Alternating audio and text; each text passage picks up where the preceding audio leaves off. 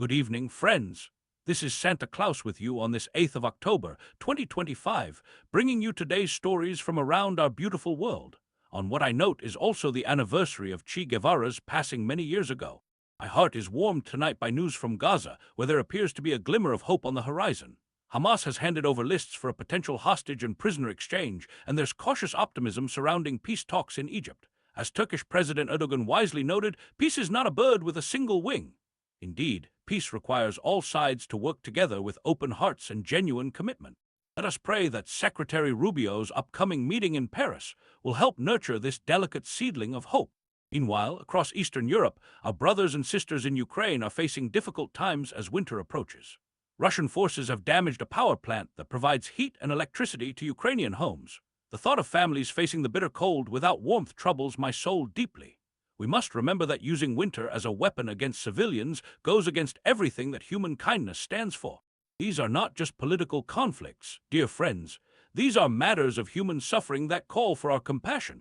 And speaking of governance, I noticed that within Russia itself, there seems to be some internal questioning of government seizures of assets. Even in challenging times, the rights of all people, including minority shareholders, deserve protection. The law is meant to shelter everyone, not just the powerful. Turning our gaze to Europe, Commission President von der Leyen has expressed concern about what she calls hybrid warfare, those troubling incidents of air incursions, cyber attacks, and damage to undersea cables. As someone who travels the world on Christmas Eve, I can tell you that peace depends on respecting boundaries and treating neighbors with kindness, not testing their patience with provocation. In France, their political situation remains delicate, with Prime Minister Lecornu serving in a caretaker role, their fifth prime minister in just 2 years.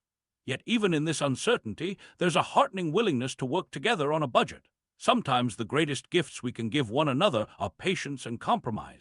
Across the ocean in Afghanistan, regional neighbors have gathered in Moscow to discuss the future of Bagram military base.